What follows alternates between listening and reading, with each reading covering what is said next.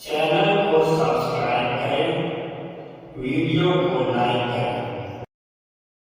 बिस्मिल्लाहिर्रहमानिर्रहीम, अल्हम्दुलिल्लाहि रब्बिल आलमीन, वस्सलातु वस्सलामु अला सय्यिदिल मुरसलीन व अला आलिहि व सहबिहि अजमाइन। आज के हमारे प्रोग्राम का पहला खत हमें मिला है जनाब सईद अख्तर साहब का, जो मुल्तान से लिखते हैं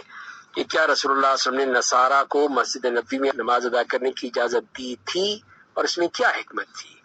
तो इसमें पहले अर्ज ये है कि रसूलुल्लाह सल्लल्लाहु अलैहि वसल्लम की मस्जिद में नजरान के ईसाइयों ने अपनी नमाज अदा की।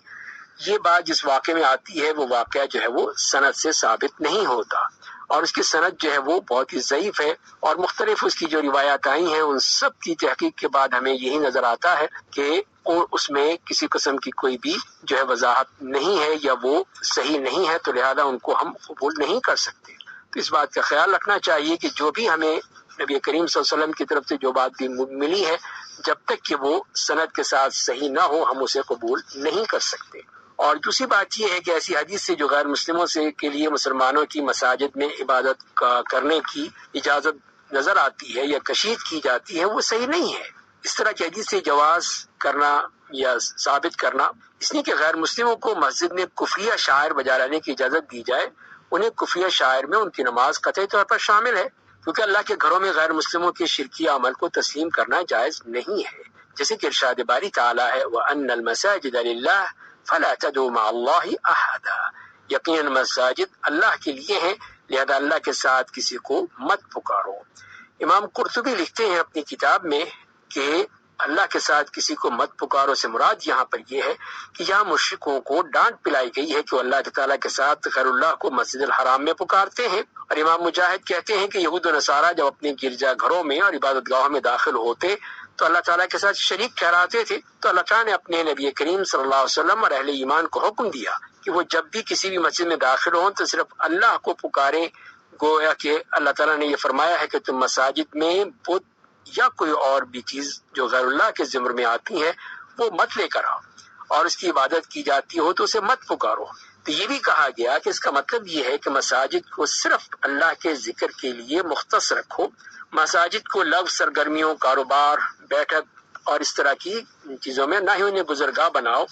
ना ही गैरुल्लाह के लिए मसाजिद में कोई हिस्सा रखो। इसी तरह इब्न रजब भी ये फरमाते हैं कि जिस तरह मसाजिद में गैर मुस्लिमों को अपनी इबादत करने की इजाजत नहीं दी जाएगी, तो बिल्कुल इसी तरह मुसलमानों के लिए ये जायज नहीं है कि वो काफिरों की इबादतगाहों में अपनी नमाजें अदा करें जहां वो कुफरिया इबादत करते हैं। यहाँ अगर ये कोई कहे कि कुछ रिवायत में आता है कि गैर मुस्लिमों को मुसलमानों की मसाजिद में नमाज अदा करने की इजाजत दी गई, लिहाजा अगर गैर मुस्लिमों को मुसलमानों की मस्जिद में नमाज पढ़ने की इजाजत दी गई है तो मुसलमानों के लिए बिलौला जायज है कि वो गैर मुस्लिमों के लिए गिरजा घरों, इबादत खानों में जाकर अपनी नमाजें अदा करें। जैसे कि इब्न इसहाक ने रिवायत किया है कि मोहम्मद इब्न जाफर इब्न जुबैर कहते हैं कि जब नजरान का ईसाई वफ्द रसूलुल्लाह सल्लल्लाहु अलैहि वसल्लम के पास मदीना आया, जिस वक्त आप सल्लल्लाहु अलैहि वसल्लम के पास ये वफ्द पहुंचा तो आप अभी असर की नमाज से फारिग हुए थे। तो वफद ने अपने ऊपर धारीदार कपड़े यानी चोगे और अबाए लिए हुए थे।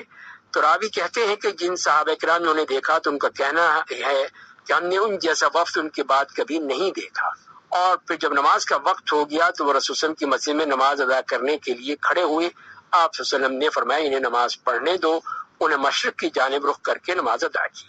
इस हदीस के बारे में जैसे मैंने अर्ज किया हमने शुरू में कि ये हदीस जो है वो सही नहीं है, तो लिहाजा फिर हम कैसे हम उनको इजाजत दे सकते हैं। और नबी करीम सल्लल्लाहु अलैहि वसल्लम ने उनको इजाजत नहीं दी थी, ये सबूत नहीं मिलता है। चुनांचे अगर कोई मुसलमान किसी गैर मुस्लिम को मस्जिद में आने की इजाजत दे दे तो फिर हम नबी करीम सल्लल्लाहु अलैहि वसल्लम के पास जैसे कि ताइफ का वफ्द आया तो उन्हें मुसलमान होने से पहले मस्जिद में ठहराया गया था और उनसे मरवी है कि जायज नहीं है कि इस तरह की वो इस किस्म की बात की गई हो। और अबू मूसा रजी अल्लाह तआला सैयदना उमर रजी उनके पास आए तो उनसे के साथ एक ईसाई भी था, तो सैयदना उमर रजी को उसकी लिखाई अच्छी लगी तो अबू मूसा रजी अल्लाह से फरमाया तुम अपने कातिब को कहो कि अपनी तहरीर पढ़कर सुनाए। तो अबू मूसा ने कहा कि ये मस्जिद में नहीं आ सकता। तो उस पर सैयदना उमर रजी अल्लाह ने पूछा क्यों, तो अबू मूसा रजी अल्लाह ने फरमाया कि वो तो ईसाई है। उस पर उमर रजी अल्लाह ने उसे रोक दिया इसलिए कि वो मस्जिद में नहीं आ सकता। तो खुलासा कलाम यही है कि सनद के एतबार से ये बात नहीं सही है जैसे आपने कही है और कोई फिकी मसला भी उससे अखज़ नहीं किया जा सकता। अगला सवाल हमें मिला है ओकाड़ा से मोहम्मद शफी साहब का कि वो कहते हैं कि मस्जिद या गाड़ी में मुस्तकिल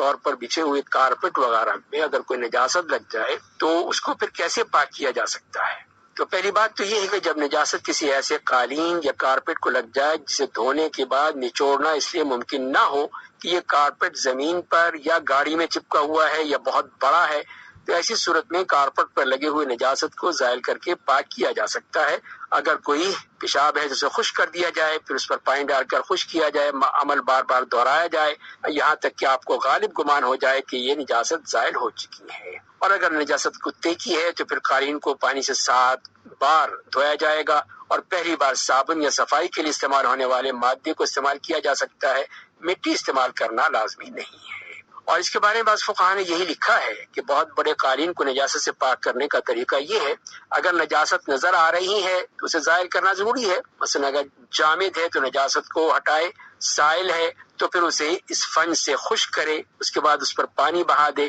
یہاں تک کہ غالب گمان ہونے لگے کہ نجاست کے اثرات یا بذات خود نجاست زائل ہو چکی ہوگی۔ پیشاب کی صورت میں 2-3 بار پانی بہانے سے ہو جائے گا، نچوڑنے کی ضرورت نہیں ہے اور نہ ہی نچوڑا جا سکتا ہے۔ اور دوسری بات یہ ہے کہ نجاست اس چیز کے اندر تک سرایت کر گئی ہے اور اس کے اندر پہنچی ہوئی نجاست نچوڑ کر ہی صاف کی جا سکتی ہے، تو پھر کوئی ایسا طریقہ دیکھا جائے کہ جس کے ذریعے سے اس کو بالکل ہی صاف کیا جا سکے۔ اور اسی طرح پھر یہ بھی ہے کہ سورج یا دھوپ کی وجہ سے زمین کے پاک ہونے کا مطلب یہ نہیں کہ خشک ہو جائے، بلکہ اس نجاست کا ختم ہونا ضروری ہے۔ تو اسی بنا پر ہم یہ کہتے ہیں کہ جہاں پر اس قسم کی بھی غلاظت ہو اور وہ خشک ہو جائے لیکن اس کے اثرات باقی ہوں تو زمین پاک نہیں ہوگی، لیکن اگر وقت گزرنے کے ساتھ ساتھ اس کے اثرات باقی نہ رہیں اور زائل ہو جائیں تو اسی طرح زمین پاک صاف ہو سکتی ہے، کیونکہ نجاست کے وجود سے خلاصی اور پاکی ضروری ہوتی ہے۔ چنانچہ بھی نجاست کا وجود کسی بھی زائل کرنے والی چیز سے زائل ہو گیا تو وہ جگہ پاک صاف ہو جائے گی۔ البتہ زمین پر بچھانے والے قالین، غالیچے وغیرہ چاہے وہ زمین سے چپکے ہوئے ہوں یا نہ چپکے، انہیں دھونا ضروری ہے۔ انہیں دھونے کا طریقہ یہ ہوگا کہ ان پر پانی ڈالا جائے، پھر انہیں خشک کیا جائے، پھر 2-3 بار ایسا کیا جائے تو یقیناً ظن غالب یہی ہوگا کہ وہ پاک ہو چکے ہیں۔ اور اسی طرح اس کے بارے میں جیسے کہ اور ایسے معاملات آ جاتے ہیں کہ جس میں